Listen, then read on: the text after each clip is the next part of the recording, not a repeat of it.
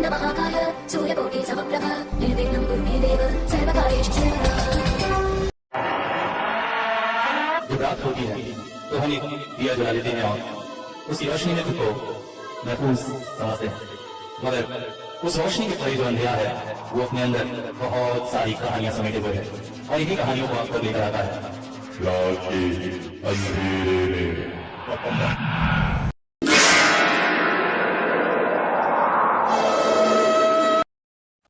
जी, आपकी आईडी देख सकता हूँ?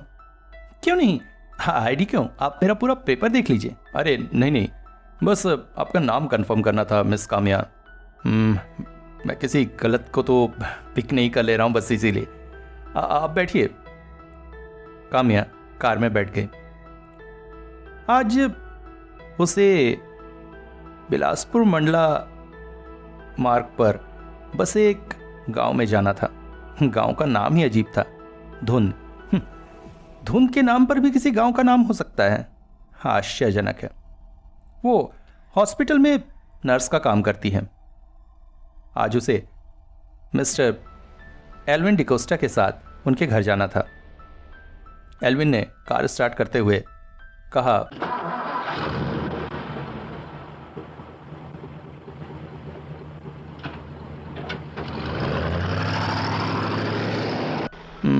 हमें 3 घंटे लगेंगे पहुंचने में।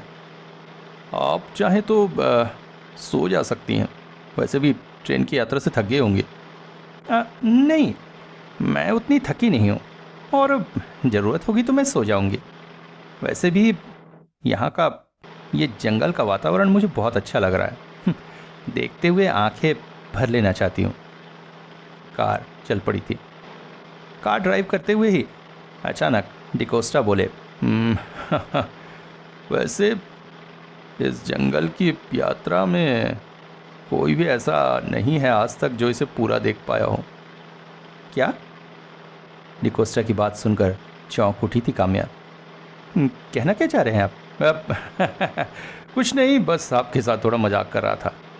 काम्या को ऐसा लगा जैसे डिकोस्टा ने बात घुमा दी। कार जैसे जैसे आगे बढ़ती जा रही थी, ऐसा लग रहा था जंगल कार को अपनी आगोश में लेने के लिए तैयार है।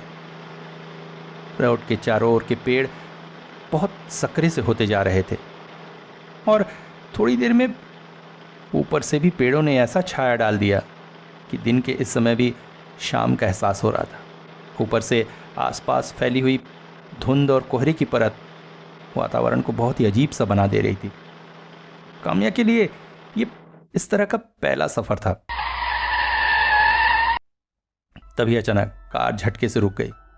डिकोस्टा ने कांच खोले। बाहर एक बूढ़ी महिला थी जिसके बॉब कट कटे बाल और ग्रामीण वस्त्र थे। दोनों आपस में क्या बात कर रहे थे वो काम्या को कुछ भी समझ में नहीं आ रहा था, क्योंकि वो वहाँ की लोकल लैंग्वेज में थे। पर हाँ, दोनों के चेहरे पे गुस्से के भाव जरूर दिख रहे थे। अचानक डिकोस्टा बोला, आपको परेशानी ना हो तो इसे जरा लिफ्ट दे दूं। अरे कोई बात नहीं, बिठा लीजिए। देखिए, उससे ज़्यादा बात करने की ज़रूरत नहीं है, आधी पागल सी है, पीछे पड़ जाए तो परेशानी हो जाती है। अचानक कार का दरवाज़ा खोल के वो बूढ़ी महिला अंदर आकर बैठ गई। कार फिर चल पड़ी।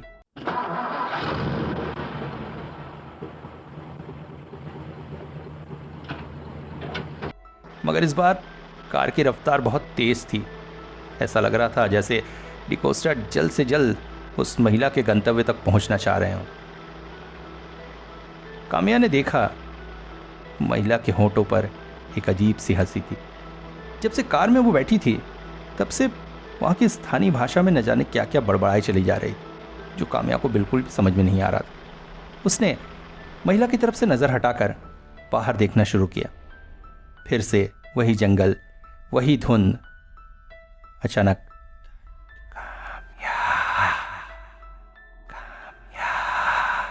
उसे ऐसा लगा जैसे कोई उसे बुला रहा है, और जैसे ही उसने मुड़कर बूढ़ी महिला की तरफ देखा, महिला ने अपने होंठों पर उंगली रखकर उसे चुप रहने का इशारा किया। क्या महिला उसे बुला रही थी? फिर अचानक उस महिला ने अपने बैग में कुछ खोजना शुरू किया और निकाला एक गुड़िया। गुड़िया सामान्य सी ही थी, मगर सामान्य से कुछ अलग। गुड़िया के हाथ पांव दूसरी गुड़ियों की अपेक्षा बहुत ज़्यादा लंबे से थे और उसके चेहरे पर एक अजीब सी हंसी थी। देखो तो ऐसा लगता था मानो वो तुम्हारी तरफ देखकर हंस रही हो। अचानक महिला एकदम से काम्या के पास आ गई और उसे अपने हाथों से उसके कंधे को पकड़कर जोर से झकझोरने लगी और आश्चर्यजनक रूप से इंग्लिश में बोल पड़ी, "Don't put your room's light off. Be aware.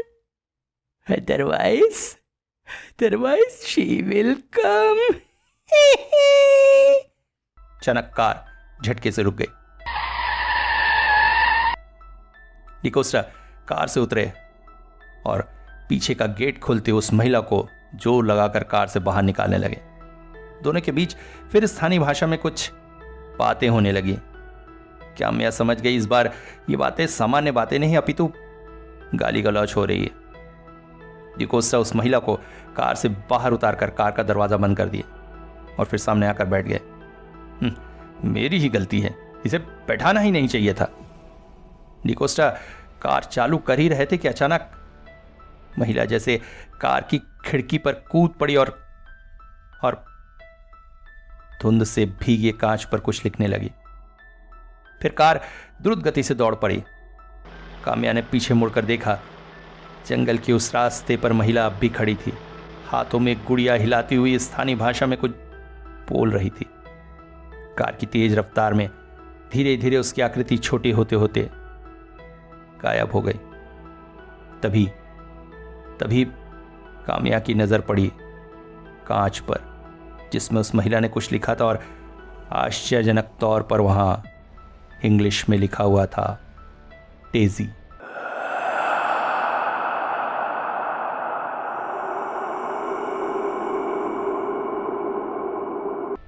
अब और कितनी देर मिस्टर डिकोस्टा? 1.5 घंटे करीब तो लगेंगे ही। कार फिर दौड़ पड़ी। मिस काम्या उठिए, घर आ गया है। अरे मैं तो सो ही गई थी, पता ही नहीं चला। मैंने कहा था ना, इस जंगल को कोई भी पूरा नहीं देख पाता है। आइए।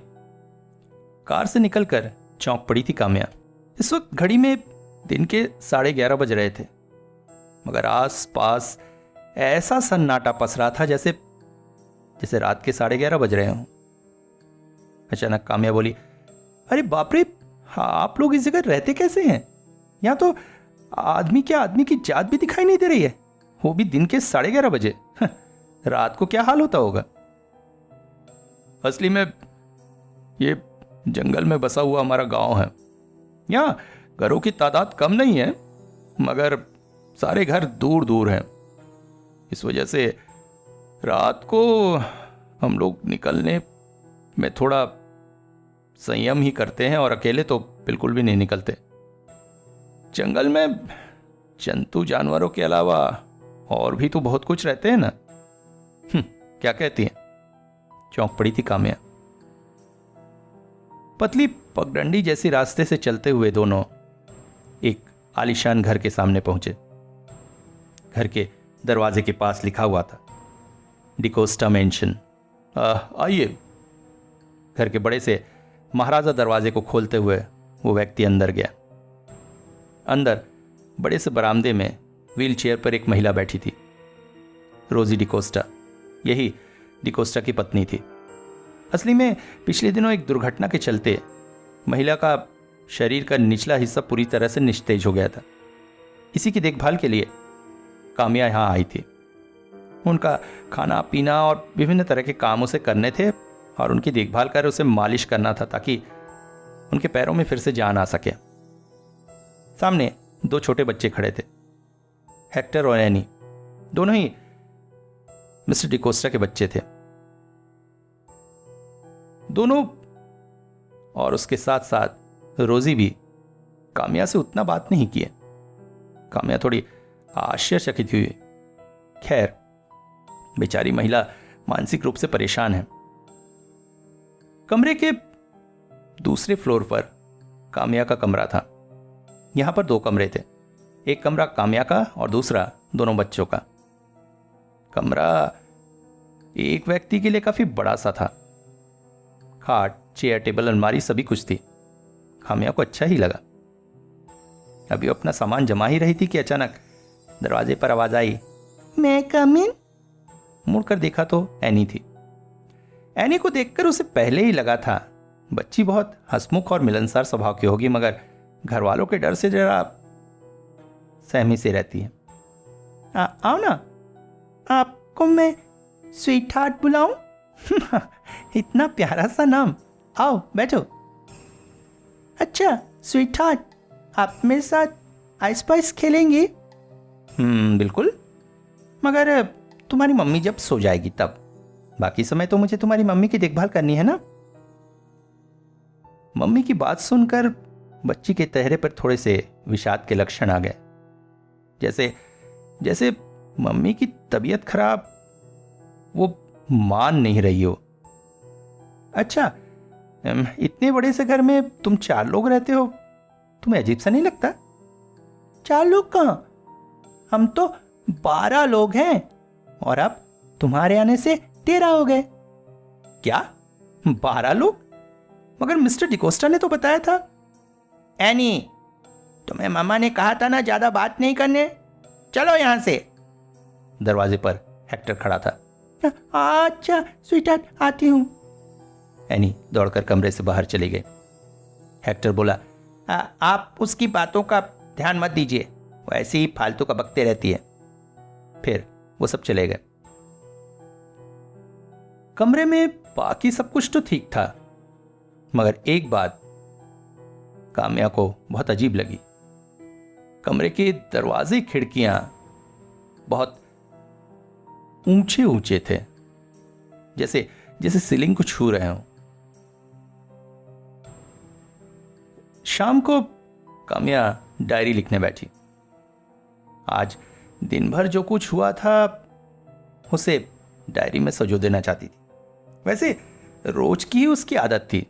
दिन भर की हुई घटनाओं को जब एक बार डायरी में नहीं सजो लेती थी, उसे चैन नहीं मिलता था। और लिखते लिखते अचानक उसे ध्यान आया एनी की कही हुई बात का। घर में 12 लोग हैं और वो 13वीं हैं। 13 तो बहुत अशुभ संख्या मानी जाती है ना।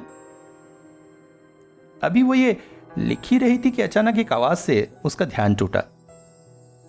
देखा तो उसके कमरे का दरवाजा हल्का सा खुला हुआ था। बाहर अंधेरे कॉरिडोर में ऐसा लगा जैसे उस अंधेरे से कोई उसे देख रहा है। चौंक सी पड़ी थी वो। वैसे भी दरवाजे की चिटकिनी इतनी ऊंची है कि उसका हाथ नहीं पहुंचा था। उसने दरवाजा हल्का सा भिड़ाकर ही रखा था, शायद हवा से खुल गया होगा। वो फिर से दरवाजा बंद करके डायरी लिखने में व्यस्त हो गई। तभी अचानक उसे कुछ अजीब सा एहसास होने लगा। ऐसा लगा जैसे उसकी पीठ पर किसी की नजरें गड़ी हुई है। कोई बहुत गौर से उसे देख रहा है। तुरंत ही पलटकर जब पीछे देखा, देखकर चौंक पड़ी। कमरे का दरवाजा अब की बार अपेक्षाकृत ज्यादा खुला हुआ था। बाहर अंधेरे कॉरिडोर में ऐसा लगा जैसे कोई दौड़कर वहां से हट गया। काम्या जल्दी से उठकर कॉरिडोर के पास आई। कौन है? कोई नहीं था।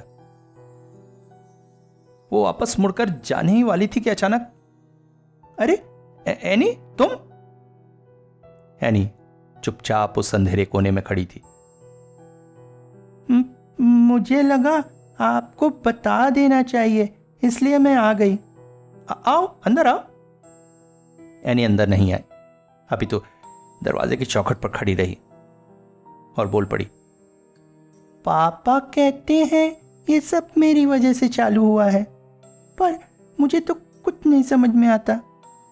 आप रात को सोएंगी ना तो प्लीज कमरे की लाइट्स मत ऑफ कीजिएगा। कमरे की लाइट्स? अरे नहीं, मुझे रोशनी में नींद नहीं आती है, मुझे अंधेरे में सोने की आदत है। नहीं नहीं नहीं नहीं, ऐसा नहीं चलेगा। आपने लाइट नहीं बंद करनी है, वरना वो आ जाएगी। वो कौन? डेजी। डेजी? हाँ, कौन डेजी? मैं और कुछ नहीं बताऊंगी, आप लाइट मत बंद कीजिएगा, कहकर भागकर वो अपने कमरे में चली गई। बच्ची की बातचीत, हरकतें कुछ अजीब सी हैं। कुछ भी समझ में नहीं आ रहा था उसे। दरवाजा बंद करके डायरी लिखना खत्म कर सोने गई। पहले लाइट्स जलती रखकर ही वो बिस्तर पर लेटी, मगर नींद थी कि आने का नाम ही नहीं ले रही थी। अंत में उठकर लाइट्स बंद की और बिस्तर पर लेट गई। कितनी देर सोती रही पता नहीं। अचानक कुछ अजीब सा लगने की वजह से उसकी नींद खुली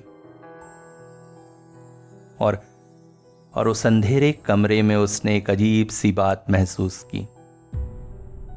उसने महसूस किया जैसे एक लंबी सी परछाई उसके बिस्तर के पास खड़ी है और कमर से नीचे तक झुककर उसके चेहरे पर आंखें गड़ाए हुए उसे देख रही है। चौंक पड़ी थी काम्या। तुरंत ही पास रखे मोबाइल को उठाकर उसका टॉर्च जला लिया। ये क्या? यहां तो कोई भी नहीं। फिर क्या उसे आंखों का भ्रम हुआ था? कुछ समझ में नहीं आ रहा था। मोबाइल टॉर्च बंद करके बिस्तर पर लेट गई। कुछ देर तक सब कुछ सामान्य रहा, पर फिर अचानक उसे वैसा ही अजीब सा लगने लगा। मगर अब की बार उसने तुरंत आंखें नहीं खोली, बल्कि आंखें नीचे पड़ी रही और फिर धीरे धीरे थोड़ी सी आंख खोलकर अंधेरे में देखने की कोशिश करने लगी। और तब उसे दिखा वो दृश्य, एक लंबी सी आकृति जिसके हाथ पैर अपेक्षाकृत बहुत लंबे से हैं, कमर से झुककर ठीक उसके चेहरे के ऊपर आंखें गड़ाए हुए थी। काम्या का पूरा शरीर कांप सा उठा।